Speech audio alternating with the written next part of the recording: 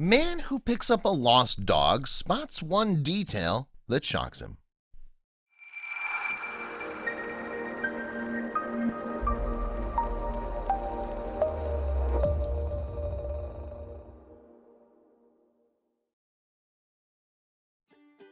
One Takoma, Washington resident pulled over to the side of the road to pick up a lost dog, who oddly was wearing a rather unusual accessory for any animal, let alone one that was wandering around on his own.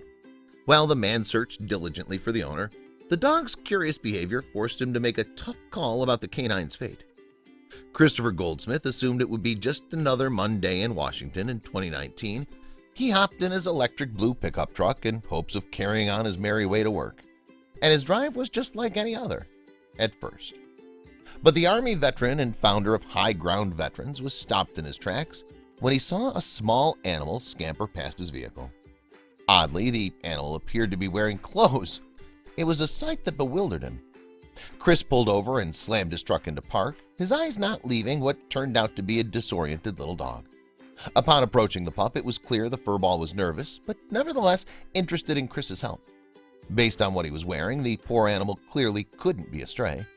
He was, for some reason, wearing powdered blue pajamas. A confused Chris picked up the pooch, who turned out to be a docile angel, and brought him to the safety of his truck. The two stared at each other for a moment before Chris whipped up a makeshift leash for the camel-colored dog out of parachute cord. Hoping to find the dog's owner, Chris let the dog lead the way on an hours-long aimless walk. "We probably walked a mile in circles," Chris said. He didn't seem to recognize any house or make any attempt to run up to anyone's front porch. After a failed mission, they headed back to Chris's truck. When the dog, now more comfortable, nuzzled up to his hero, Chris knew he had no choice but to take the dog to work. He couldn't deny he was looking forward to having an office buddy. Before taking the dog into the office, Chris called the number on the dog's rabies vaccine tag to see if he could obtain any information on who the lonely mutt belonged to. He found out that the mongrel was just 8 months old and adorably named Frosting. Though the company promised it would contact Frosting's owner, it simply couldn't give Chris any confidential information. So all the duo could do then was wait and tweet. Chris thought that perhaps the internet could help locate Frosting's owner. A cocky Chris was nearly positive that he'd get a speedy Twitter response to his explanatory tweet, but alas, nothing. He wrote that he'd hold the dog until noon when nearby animal shelters opened their doors. Until then, Frosting would spend the day in Chris's office. Soon enough, Chris realized that Frosting was a very good boy, but a clingy good boy.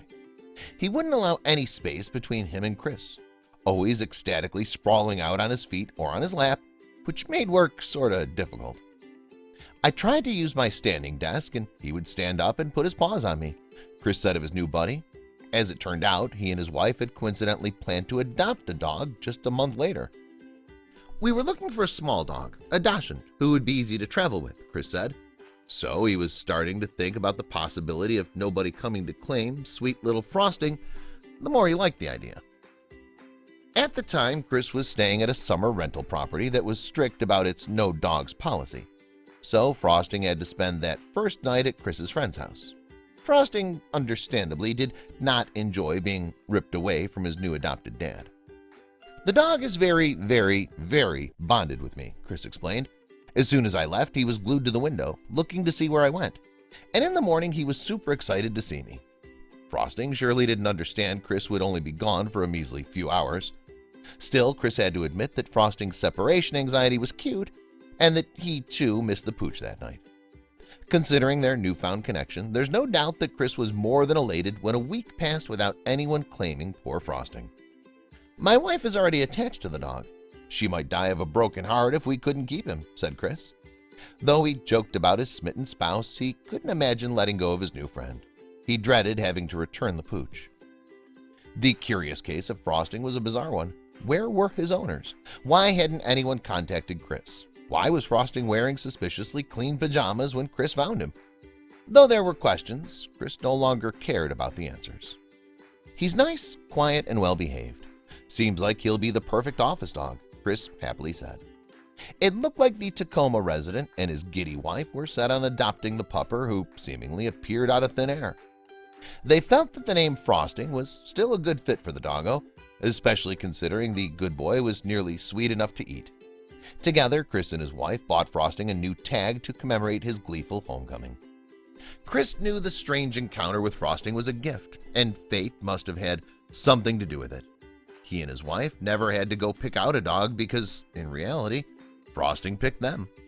Still, Chris knew there's always a chance that Frosting's original owners come out of the woodwork. Don't forget to subscribe for more inspirational stories.